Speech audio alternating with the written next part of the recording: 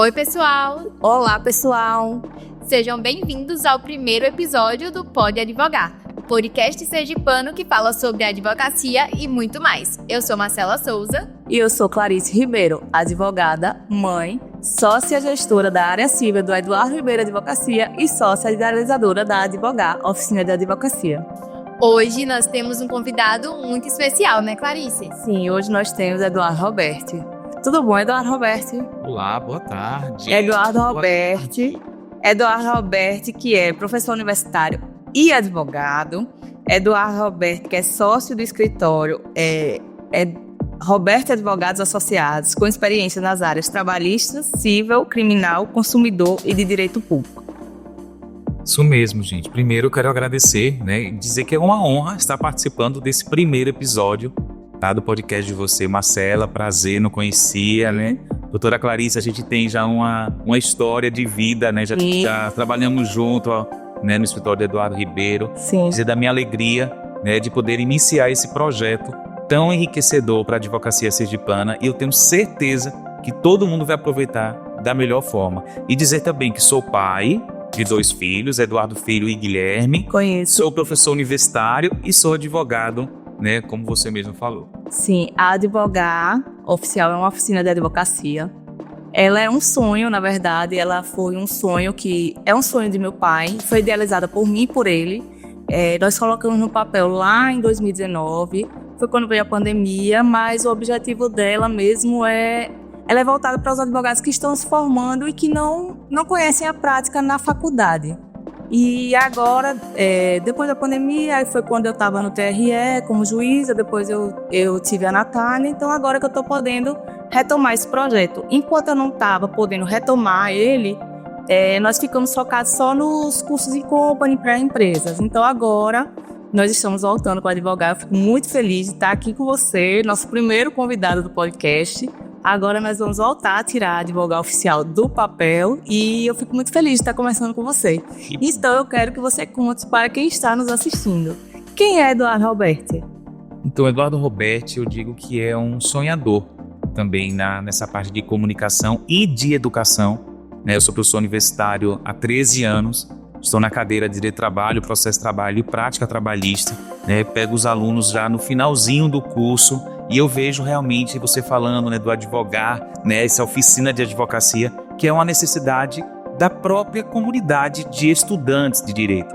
Realmente a gente tive a oportunidade também de, por 3 anos, ser coordenador do curso lá no campus de Instância, do curso de Direito, e a nossa grade curricular, ela carece um pouco dessa prática, Hoje, na universidade que eu ensino, a gente está mudando um pouco essa sistemática pedagógica, metodológica, fazendo com que o aluno já conheça a prática desde o início do período, que realmente você vem só para engrandecer na formação do aluno.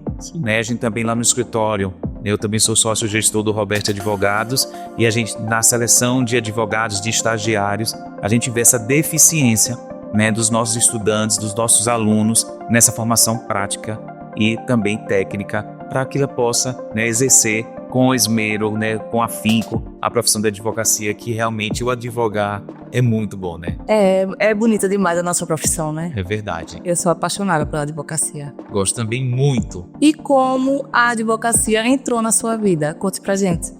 É interessante que eu tive uma experiência, na advocacia no final do meu curso. Eu passei a universidade estagiando mais, com juiz, eu estagiava no Tribunal de Justiça, nessa parte da assessoria, com o juiz, e no final do meu curso eu tive a experiência e a grata surpresa de trabalhar com o Dr. Eduardo, quando ele era superintendente de um jurídico, e lá eu comecei a me apaixonar pela advocacia, comecei a traçar metas e perceber que a advocacia é esse desafio diário, e eu sou uma pessoa que gosta de desafio.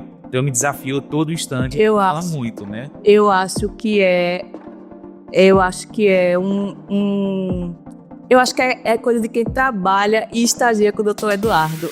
Se apaixona pela advocacia. Realmente. A gente acaba se apaixonando. Quando você estagia com ele, você acaba se apaixonando pela advocacia. Porque a mesma coisa aconteceu comigo. Verdade. E eu digo que ele tinha, né, já tinha o Eduardo, né, o escritório Eduardo Ribeiro, né, e ele como superintendente da parte jurídica, ele me inseriu dentro, né, dessa área do mundo da advocacia. Então eu sou muito grato. Então comecei já no final, né, do meu curso, né, mas mesmo assim eu ainda relutei um pouco, porque eu fui para São Paulo, fui estudar para concurso também, que eu tinha um sonho de ser magistrado, né, estadual, mas depois foi me reapresentada a possibilidade de estar à frente de um escritório e eu abracei, né, e aí eu, como eu falei, eu gosto de desafios, então eu me desafiava a todo instante e eu fui me descobrindo e fui assumindo essa vocação, né, de advogado, de ser advogado, de realmente de levar as nossas teses aos tribunais e ser esse grande idealizador, né, do estudo, da pesquisa, né, da técnica. Então eu sou realmente apaixonado, né, por uma petição bem feita, por um trabalho muito bem feito, por uma sustentação oral muito bem produzida. Então, Eduardo é essa mistura, né, de afeto, né, e a mistura também de profissionalismo, né, de ter essa rigorosidade no que oferece aos clientes, né, justamente diante de toda uma preparação. Já que você falou um pouco da sua carreira, pode contar pra gente qual o maior desafio profissional você já enfrentou? Até hoje, Marcela, eu enfrento esse desafio profissional, que é sempre me colocar, né, à frente daquilo que a sociedade espera. De que forma? Tecnicamente mesmo.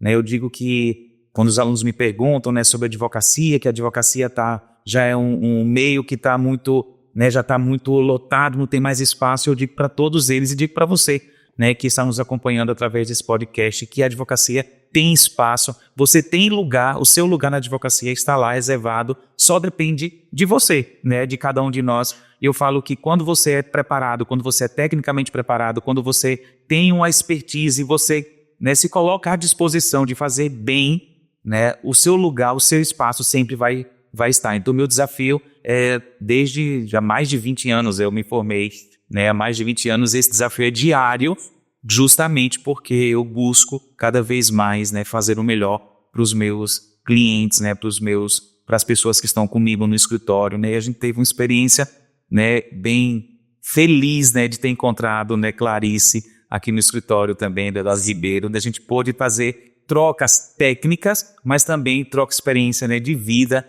né, e foi muito enriquecedor. Hoje eu tenho, né, chama de Lico, né, E de friend, eternal friend, friend.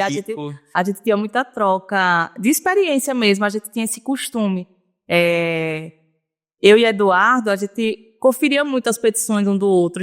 Nós estávamos os dois, e a gente tinha quanto tempo de carreira? Qual era o ano?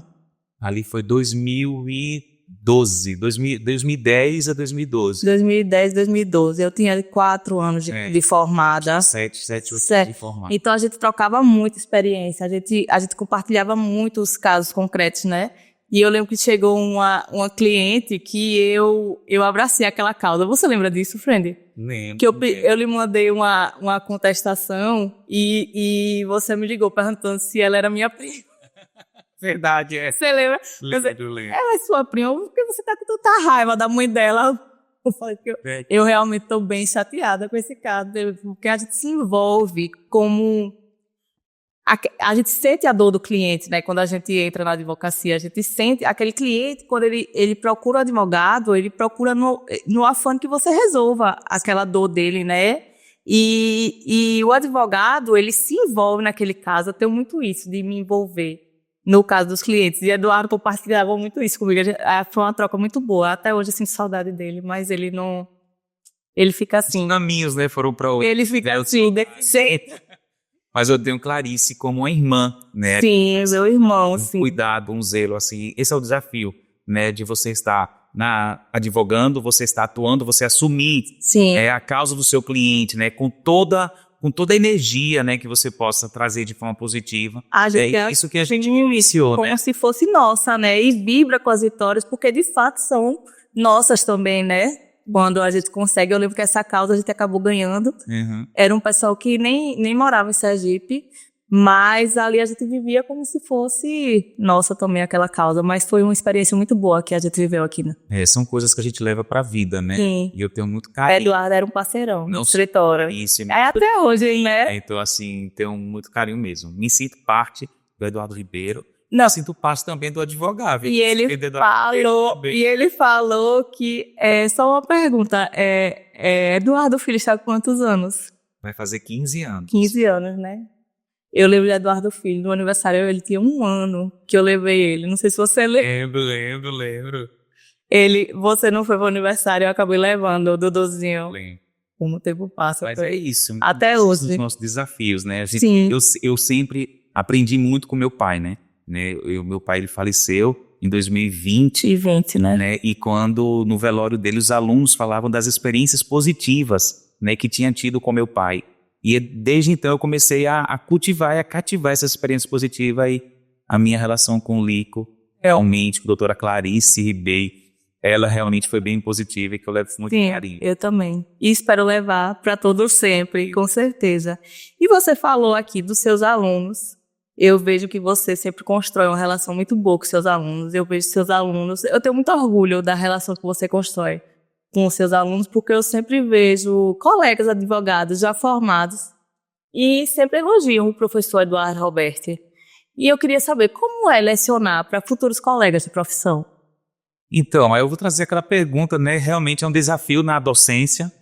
Eu sempre me coloco, eu falo sempre para meus alunos que para que eles acabem com esse estigma de que o professor está ali só para cobrar, né? Só para dar nota. E eu me coloco como esse facilitador, né? Hoje, com as redes sociais, a gente tem informação direta a todo momento, a toda hora. Então, a gente não vai ensinar os alunos mais. A gente vai ser um facilitador para que a gente leve os nossos alunos para que ele faça, né, um caminho menos curto, né, não comprido, menos curto mesmo, para que ele possa chegar no objetivo final. E eu me coloco como esse parceiro, né? Em sala de aula, eu realmente tenho colhido, né, muitos frutos positivos, relacionamentos, né, positivos com os meus ex-alunos, hoje colegas de profissão. Então eu me sinto muito realizado e fico muito feliz quando eu vejo um aluno, né, se sobressair muito mais que eu, né, e eu digo que ali a semente realmente foi plantada, né, e ele está colhendo, e faço questão também de parabenizá-la, né, ou parabenizá-la, porque realmente o reconhecimento. Então a minha relação com os meus alunos é uma relação de parceria. É uma relação de conhecimento, é uma relação de entrega, né? Uma relação de troca de informação, porque a gente está na qualidade de professor, que a gente sabe mais do que o aluno, a gente aprende muito mais, eu mesmo aprendo diariamente, né, com os meus alunos no dia a dia, e também eles me fazem estudar mais, né? Buscar maiores conhecimentos para que eu possa também estar passando para eles. Então, é uma relação muito positiva, eu adoro, né, ministrar aula, eu gosto muito, né, até às vezes eu fico, meu Deus, me descobri realmente na docência. E como foi essa descoberta na docência? Como você decidiu ser professor? Eu sempre gosto muito de estar com as pessoas, né, então esse é um fator bem positivo, eu gosto dessa troca de conversa, de experiências, né, então a docência para mim, né, por eu estar, né, no meio, né, de pessoas, já me facilitaria muito e já me enchia muitos olhos. E eu também sempre tive essa paciência, né, de querer ver que a outra pessoa cresça, de querer ver a outra pessoa, né, se soltando, né, criando essa independência. E aí eu fui me descobrindo dentro da docência, né. Teve uma época que eu tinha mais de 20 horas dentro da universidade, então eu dava aula segunda a sexta, todas as noites, algumas tardes. Então a docência, ela é muito... como é que eu posso dizer, a docência, ela chama você muito para aquele meio, né? Eu quero dizer que é uma droga, né? Mas assim, é uma droga no fato positivo dessa dependência. Então, você estar na sala de aula é você criar essa dependência, né, de passar o conteúdo, né? Eu lembro que teve um desafio que logo no início, né, eu tive uma turma onde reprovaram mais de 50% da turma. E eu lembro que aquilo ali eu recebi assim, de maneira muito negativa, mas, lógico, da turma também, mas mais por mim. E eu comecei a me perguntar e me questionar, será que eu estou sabendo passar o assunto para aqueles alunos, né? Então foi um grande desafio a docência que eu trago até hoje. Sempre eu estou me reciclando e me observando. Será que eu estou me me posicionando de forma correta? Será que a minha linguagem está chegando no aluno? Né? De que forma que eu tenho que me comunicar? Você se acha um professor que aperta o aluno ou você é mais tranquilo? Não, eu sou considerado um dos professores assim mais... Eu digo que eu exijo deles porque eu sei do potencial dos alunos. Sim, Mas assim, a gente tem aquela rádio corredor, né? Engraçado que os alunos começam a vir para minhas aulas, né? Bem assustados depois do que houve, né? No rádio corredor. Mas no final do semestre a gente consegue colher, né, muitas experiências positivas de alunos, né? Eu estou na cadeira de trabalho. até porque é o futuro da advocacia ali, né? E é pro próprio bem deles, né? Isso é a formação. O que eu acho que um aluno de direito que cursa bem uma faculdade de direito, ele consegue ser um advogado bem-sucedido. Eu acho que se você consegue extrair bem a faculdade, aproveitar bem a faculdade, você já sai lá à frente. Já sai à frente, aí eu falo para eles, eu digo, olha, vamos quebrar qualquer paradigma. Sim. Né, de que eu só vou ser um advogado bem-sucedido se eu vier de uma família de advogado. Até para quem quer concurso e tal, né? Se você faz uma faculdade bem feita, Entendeu? tudo, se você consegue extrair ali bem do dia a dia lá da faculdade, eu acho que você já sai. Isso mesmo. E eu falo para eles, veja, eu sou de uma família que não é de advogados e graças a Deus eu tenho hoje um posicionamento dentro da área jurídica. Sim. Eu sei que eu não sou quase nada, mas assim, eu procuro sempre estar fazendo e dando o meu melhor. E eu vou também assumindo, né, e colocando-me naquele lugar. Né, Inclusive, tem um irmão que já lhe segue, né? Conseguiu. Você não teve ninguém antes de você lhe antecedendo na área jurídica, mas tem sucedendo, né? Isso mesmo. Eu fico muito grato e também, sabe, eu tenho vivido bastante, muita experiência de ex-alunos hoje advogados. Sim. Né, mandando e-mail dizendo que tem interesse, né, de estar no escritório, né, fazendo parte do escritório, porque ele vê, né, a forma que a gente trata os advogados, os processos, a seriedade. Então isso é muito gratificante, né, de alunos mandando e-mail dizendo que quando estiver um processo seletivo ele se coloca à disposição. Então isso me deixa muito feliz, né? Sim, eu tenho certeza. Você comentou que tinha vontade de seguir para a magistratura. O que lhe fez mudar essa ideia? Não tem vontade ainda? Ainda pensa? Me diga, o que você pensa hoje sobre isso? Eu vivi toda a minha carreira, né?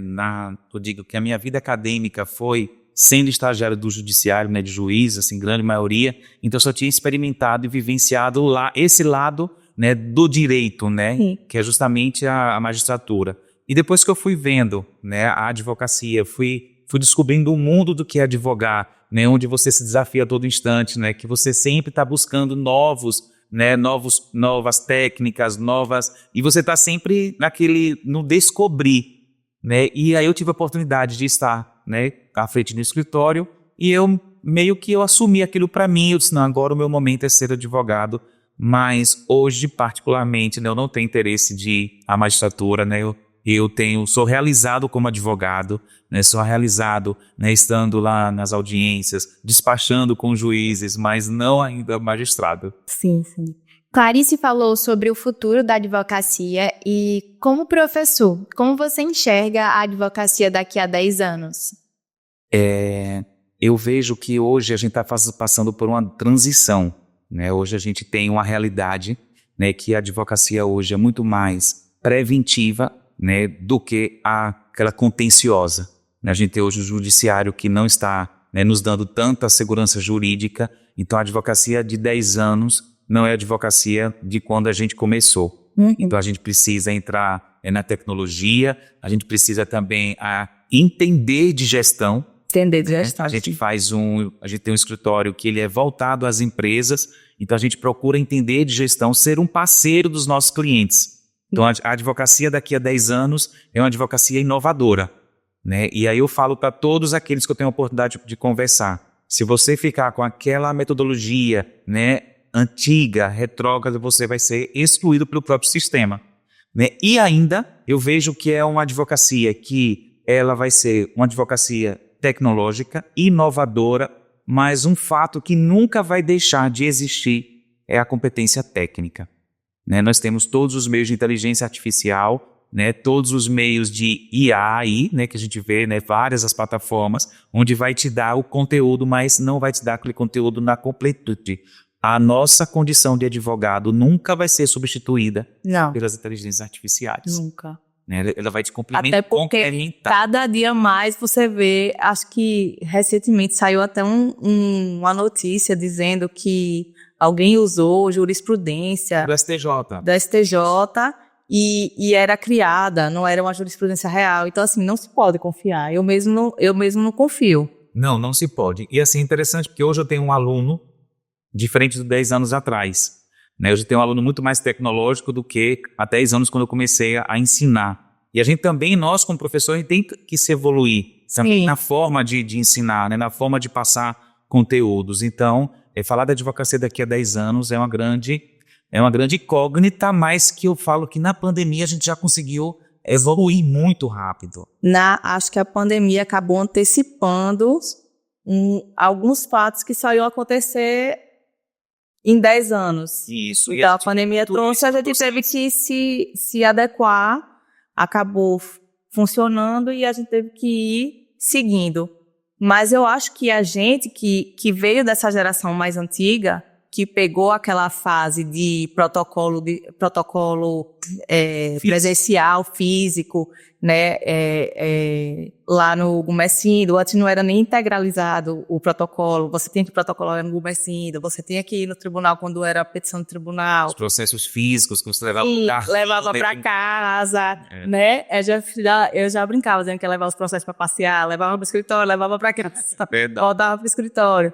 Então, assim, eu acho que essa geração que já pegou essa fase da tecnologia, ela segue mais voltada para só usar mais a tecnologia. Acho que a gente que vem dessa outra geração, como a gente tem uma certa dificuldade em já ir direto para a tecnologia, eu acho que isso nos leva a fazer um pouco mais dessa parte manual e não depender tanto só da inteligência artificial. Eu acho que isso é uma coisa que a gente tem a nosso favor. Lógico. De não depender tanto da inteligência artificial, entende? E não acreditar tanto nela e ficar tão dependente dela, entende?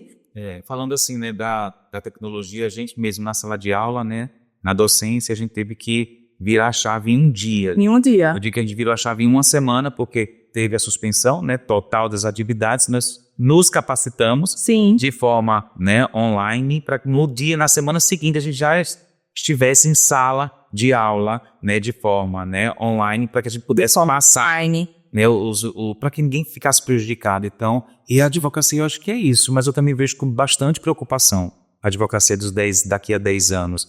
Né? Hoje, essa geração nova, elas estão com preguiça. Eu digo isso porque eu tenho 2 adolescentes em casa. Né? É isso que eu digo. Eu acho que a gente tem esse ponto a nosso favor, porque hoje essa geração, a inteligência artificial facilita muito a vida deles. Sim. E talvez por a gente não ter tido isso na nossa época, a gente tem mais costume de buscar o livro, de buscar o papel, de buscar, sabe? Nessa parte eu acho que a gente tem essa tendência de procurar mais. Eu consigo resumir que a advocacia de 10 anos vai ser uma simbiose da advocacia tecnológica com a advocacia tradicional, que daí você consegue ofertar e oferecer. Agora, ao mesmo tempo, a gente precisa se adequar a todas essas mudanças, porque também é um pouco difícil para quem vem de lá daquela época.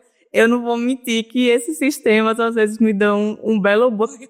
Eu tenho uma equipe que eu digo, olha, eu não sou bom na informática, né? Mas a minha assessora, a Tayara, diz que não posso falar de informática porque já vai me denunciar, né, da minha idade. Então agora eu só falo tecnologia. Tecnologia. Mas assim, até um dia desse eu não sabia usar. Já vi, inclusive. E eu já vi, inclusive, porque o nosso Tribunal de Justiça também já mudou. Já mudou. Já vai mudar novamente o sistema. Eu já vi que vou demorar um pouco a me adaptar ao novo sistema, mas já vi que também não saiu o cronograma de quando irá iniciar o novo sistema, então eu estou um pouco feliz. E o mundo jurídico está mudando, né? Amanhã começa a entrar em vigor, né? Os novos prazos. Até mesmo dos domicílios judiciais eletrônicos. Domicílio judicial É uma advocacia que está desbravando muitos conhecimentos. Então, Sim. eu advogar, ele vem, né, para integralizar a capacitação, a formação, né, dos alunos e advogados. Então, e a gente tem hoje vários meios, né? O podcast é um meio, né? As oficinas de advocacia é outro meio. Hoje a informação está aí na nossa porta e a gente só precisa acessá-la e saber Saber usá-la. esse é o nosso desafio hoje. Algumas dicas para os advogados, os novos advogados se reinventarem, conquistarem espaço no mercado atual, mas principalmente conseguir, como vocês falaram, conseguir se adaptar às mudanças mais facilmente. Vamos lá, a primeira dica, né, que eu dou, e nem dica, eu acho que é a primeira orientação, sugestão, né, se eu posso orientar ou sugerir, mas é que vocês nunca deixem de estudar. Sim. O conhecimento O direito é a sempre porta, né, para todos, então é o acesso. Eu digo conhecimento, ele nunca é demais, o conhecimento ele é a chave mestra, Sim. né? E aí, aliado a esse conhecimento técnico, né, porque nunca vai alterar, você também está se capacitando nas tecnologias, né? A gente tem as capacitações de como utilizar essas ferramentas, que é necessário, né? A gente está nos descobrindo, né, com o domicílio judicial eletrônico, de que forma vai acontecer, né, os acessos aos sistemas dos tribunais. Então, sempre unir, né, as inovações tecnológicas, mas também nunca deixar de ter a base, que é o acesso, que é o estudo. Então, o desafio precisa ser nessa simbiose, né, nem tanto um quanto o outro, mas sempre de forma, né, muito equilibrada. Mas eu ainda costumo dizer e arrisco, né, que o conhecimento técnico ele nunca vai ficar ultrapassado. Então, eu digo isso a todos os meus estagiários. Investimento em conhecimento é a única coisa que a gente leva para a vida toda. Investimento pessoal em conhecimento é tudo na vida. Isso mesmo, eu também procuro passar para eles e para os meus filhos também. Sim, para mim. E a maior herança que eu posso te dar realmente é o conhecimento. É o conhecimento. E é o que abre as portas mesmo. Sim. Como você decidiu a sua especialização, principalmente com relação à área trabalhista? Então, a minha especialização, meu primeiro encontro foi quando eu fui estagiário lá com o Dr. Eduardo Ribeiro, que eu fiquei na área trabalhista, né? E eu comecei a entrar dentro desse mundo, né? Desse cenário trabalhista.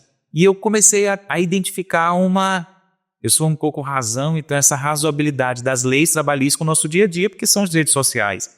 E eu comecei a entrar dentro desse mundo do direito do trabalho e comecei a me apaixonar pelo direito do trabalho, né? E aí eu comecei a fazer, né, curso de especialização, né? Sou mestre também, justamente, né, em direitos humanos, mas voltado ao direito do trabalho, onde eu falo muito sobre o meio ambiente do trabalho, dessas inovações hoje, né, do meio ambiente não só na estrutura física, mas também nas relações interpessoais. E eu digo que o direito do trabalho ele tem muito sobre a nossa história da humanidade. Porque o direito do trabalho ele é um direito social, ele é um direito da sociedade, então ele vem da sociedade, vem da comunicação na sociedade. Então eu comecei a me desbravar dentro dessa área e eu sou muito feliz, né, a cada instante, né, de estar buscando conhecimento sobre o direito do trabalho. Bom, vou entrar agora em um tema, eleições da OAB. Vamos. Você decidiu concorrer na última eleição da OAB. O que lhe levou a concorrer à presidência da OAB? Então eu tive essa experiência. Vamos deixar a resposta para o próximo bloco? Vamos lá. Vamos.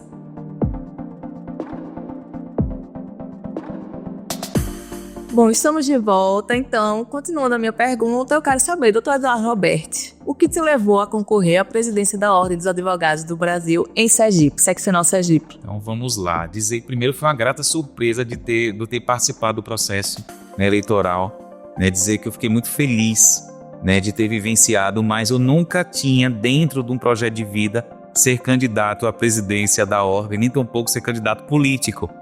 Né, mas ali foi alguns professores da universidade, né, vendo, né, me ligaram e aí, Robert, que eles me chamam de Robert, né, Robert, por que você não se candidata a presidente da Ordem?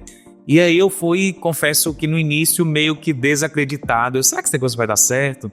Né, e nós fizemos um trabalho, uma campanha muito orgânica, né, nós tínhamos algumas bandeiras, né, importantes quanto a campanha a baixo custo, né, uma campanha onde a gente via realmente a representatividade do advogado que está iniciando a sua carreira, do advogado com mais tempo, né, sem nenhuma segregação, e sim realmente eu venho do direito do trabalho, onde as classes se uniam para buscar os seus direitos, então eu trouxe muito isso comigo, né, na campanha, então foi um processo enriquecedor, de muito conhecimento, né, eu me colocava à prova o dia inteiro, acho que dia após dia, no tempo todo da campanha, tive pessoas também que estavam próximas a mim, que me ajudou bastante.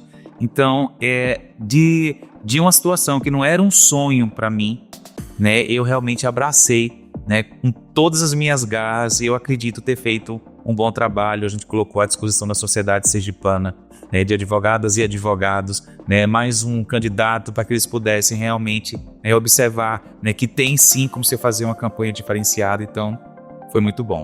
E você acha que concorreria novamente?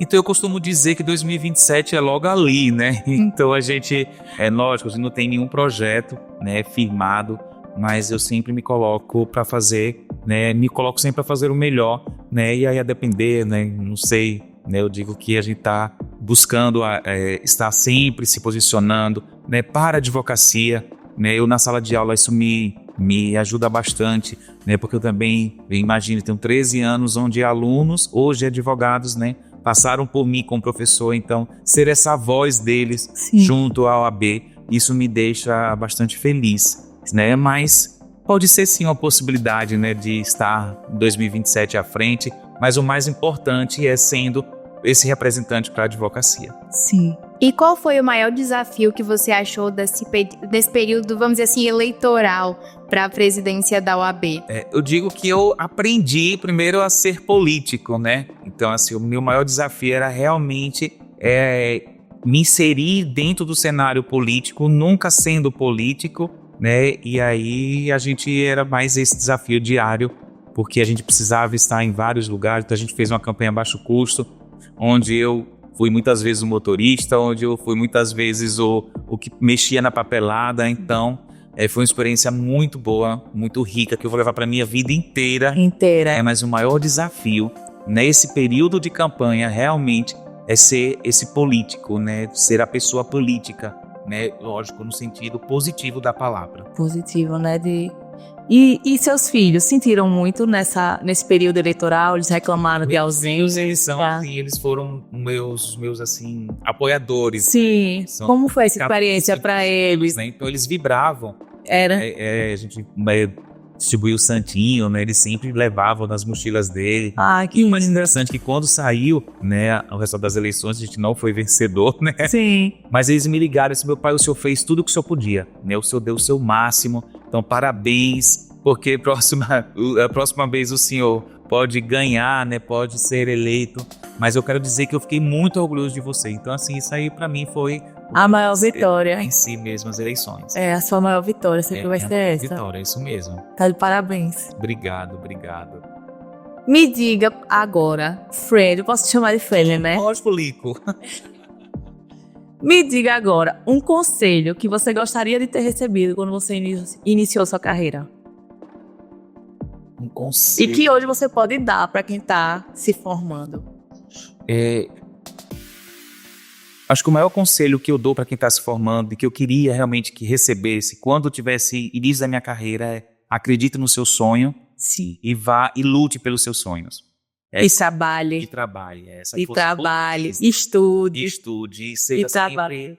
Sempre... Eu acho que aqueles 10 mandamentos de Eduardo Couturi, eles são fundamentais para quem está se formando. Estude, trabalhe. É isso mesmo. E a gente vê sonhe, lute. Esses propósitos, né? Propósito de vida. Sim. Né? O trabalho, ele dignifica o homem, né? O homem dignifica, né, trabalhando. Então, são princípios e propósitos de vida que eu queria bastante mesmo, de ter uma pessoa assim, dissesse: olha, vamos que eu vou com você, né? E o seu sonho hoje é esse, então vamos em frente. Né? Como a gente tem, né, vários sonhos, né, de vida profissional. Né, até mesmo, né, Clarice, ela passou um tempo no tribunal eleitoral. Sim. E a gente viu, né, assim, no brilho nos olhos dela, né, Lico, assim, você desempenhando a sua função lá no tribunal. E assim, eu realmente vi que você se encontrou também naquela qualidade, naquela época, né? Porque eu fiquei do outro lado, né? Diferente de você, eu estagiei a vida toda na advocacia. Eu advoguei a vida toda, são quase 20 anos, pedindo justiça. Lá eu estava distribuindo justiça, é diferente de estar do outro lado. Mas, acima de tudo, eu acho que para distribuir justiça, eu acho que você tem que ser muito empático. Além de saber o direito em si, eu acho que distribuir justiça você precisa ser muito humano, muito empático. além de ser justo. E eu acho que essa experiência me enriqueceu muito, inclusive como advogada, de estar do outro lado. Eu acho que uma experiência muito boa, inclusive já lhe disse várias vezes, que acho que você deveria também concorrer algum dia e experimentar. Por isso que eu lhe perguntei no bloco passado se você não tinha interesse em experimentar a magistratura ainda, porque eu acho assim, muito enriquecedor para o advogado de ver o outro lado também, porque a gente está acostumado sempre a estar pedindo justiça. E eu acho muito importante também para a gente, como ser humano, também estar do outro lado. Para mim, ali foi um sonho realizado. Primeiro, por estar ao lado de pessoas que eu sempre admirei. E segundo, por ter aprendido isso, eu acho que me completou muito como profissional. Que bom. Quem viveu, experimentou, né? Esse tempo vivenciou com você, realmente via, né, toda essa humanização dentro do judiciário que a gente precisa, né? Afinal de contas, a vida da advocacia, do advogado, ele é árdua, né? São vários riscos, né? Eu tenho uma irmã mesmo que começou na advocacia, hoje é servidora pública estadual, e ela dizia, eu não nasci para ser advogada. Sim. Né? Porque aí veio outra questão, porque eu sou mulher, que eu sou mãe, né? E assim, na verdade, ela não se encontrava por conta, a advocacia, ela exige. Sim. Ela tem uma demanda um pouco exigente, né? Para o advogado e para a advogada. Sim, o nosso dia a dia é muito corrido da advocacia, mas eu acho que é recompensador também. Quando vem um resultado, quando você vê que você conseguiu curar aquela... Assim, quando você conseguiu curar uma criança com um remédio que você conseguiu, quando você conseguiu uma cirurgia, ou quando você conseguiu que uma mãe conseguisse ver um filho, sabe? Eu acho que isso revigora, isso dá sentido à nossa existência como advogado. Eu acho que isso é recompensador. Eu acho que o nosso dia a dia é muito corrido, sim. Eu até postei hoje na rede social que depois que você vira mãe, você não dá uma pausa na sua carreira, você faz um mestrado em gestão. Porque realmente, principalmente quando você se torna mãe e advogada, você aprende a gerir seu tempo, sabe? Você trabalha de madrugada, aí você vem você deixa a menina na escola, vem para o escritório, aí trabalha, aí você pega a criança, leva para casa, dá um almoço, brinca com ela. E eu sou a mãe que eu gosto muito de participar do dia a dia de a Natália, você sabe que eu sou uma mãe muito presente na vida dela. E aí, quando ela dorme de tarde, eu volto para o escritório. Ontem mesmo eu não vim à tarde, eu não fui à tarde para o escritório porque ela tinha me pedido, uma vez ela me fez um pedido, mãe, eu queria que um dia você me pegasse na escola e não voltasse para o escritório. Então ontem eu fiz isso com ela, eu não voltei para o escritório, na verdade voltei ao fim da tarde com ela. Com ela já, né? Com ela, mas eu tirei a tarde para ficar eu e ela.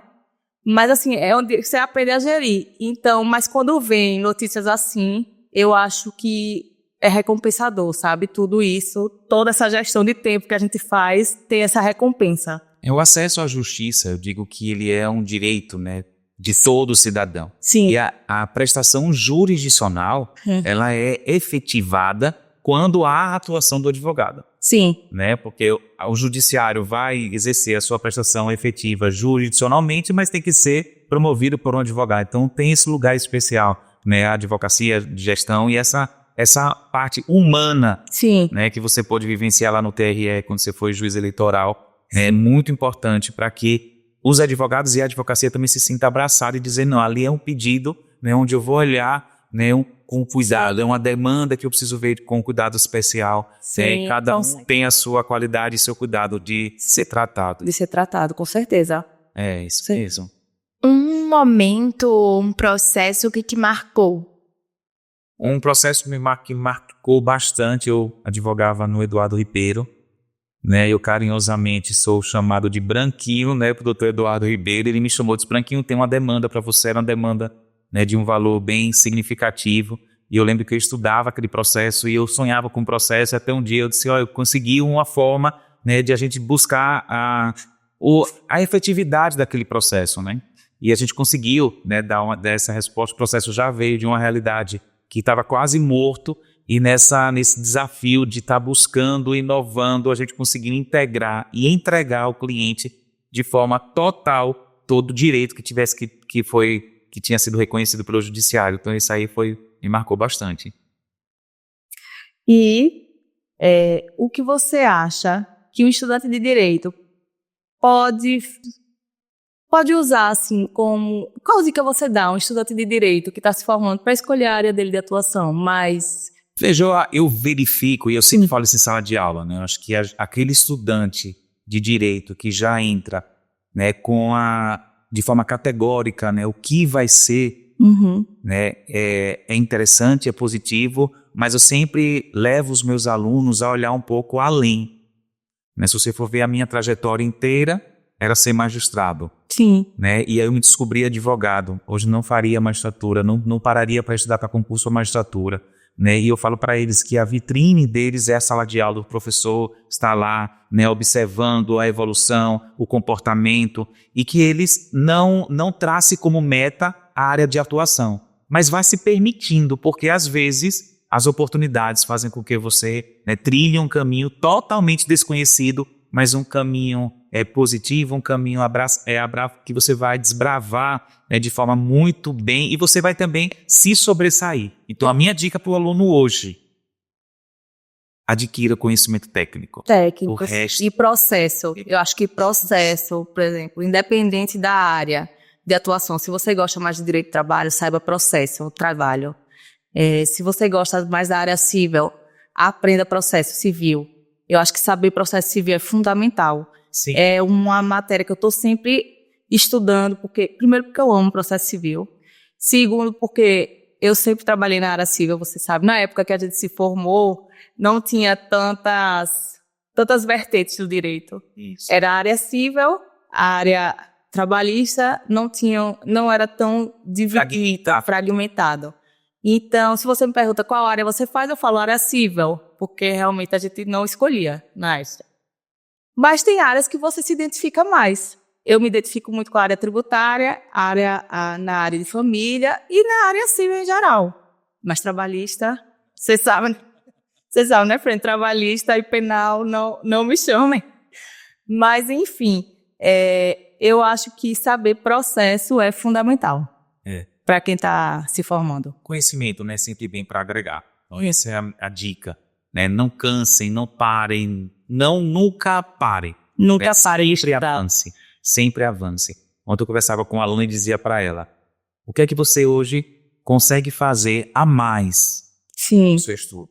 E eu acho que entregar sempre a mais do que esperam. Tem muita gente que fica muito bitolado no que lhe pedem. E quando você está trabalhando, aí eu lembro que eu tinha um estagiário que eu gostava muito do trabalho dele. Mas por quê? Porque ele sempre me entregava muito mais do que eu pedia.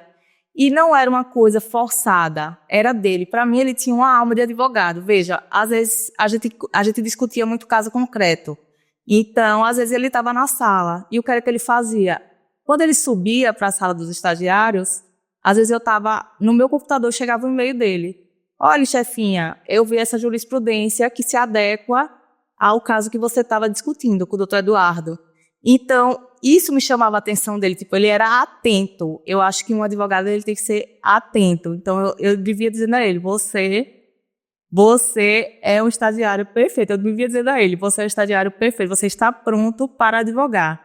E hoje ele é um advogado brilhante, eu morro de orgulho dele, vivo dizendo, eu adoro encontrar com ele, a gente faz muito processo em parceria, e eu tenho muito orgulho dele, porque eu via isso nele, ele entregava muito mais do que eu pedia, né, porque ele era um advogado atento. Então a gente pode até juntar, né, as orientações, o que eu falaria hoje para um advogado. Então, se capacite e se surpreenda, né, porque você se surpreendendo, evidentemente você vai surpreender os outros e terá uma carreira brilhante. Sim, sim.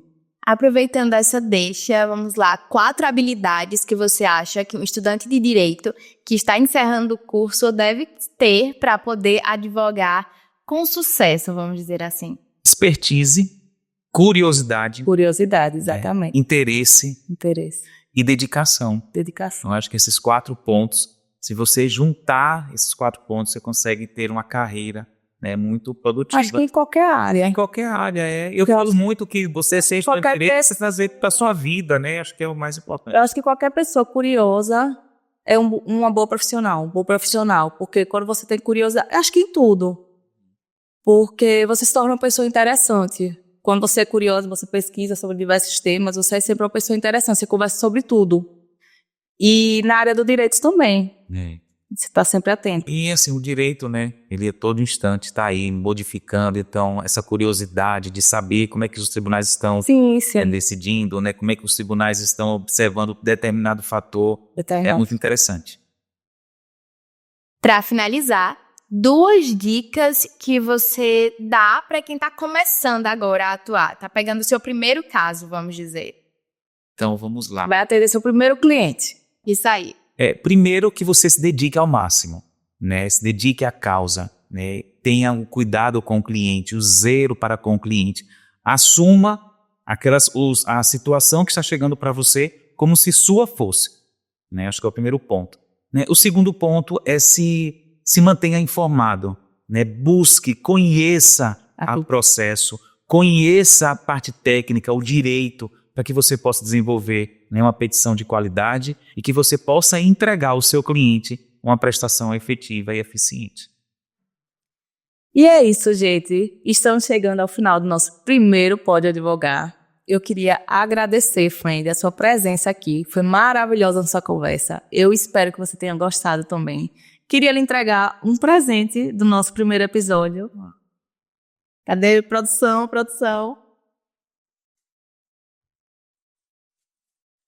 Foi uma honra tê-la aqui, uma conversa bastante enriquecedora. Eu espero que todos os nossos ouvintes tenham gostado. Aqui, ó. Eu quero agradecer primeiro, né, e dizer que estou muito feliz de ser a primeira pessoa, né, estar participando desse projeto, né, desse bate-papo gostoso, delicioso, tranquilo, alegre, leve, né, e é realmente advogar. É realmente você ter o seu dia a dia de forma tranquila, de forma leve. Eu acho que isso é para a sua vida inteira, né? Dizer que me coloco sempre à disposição. Adorei estar com vocês, né?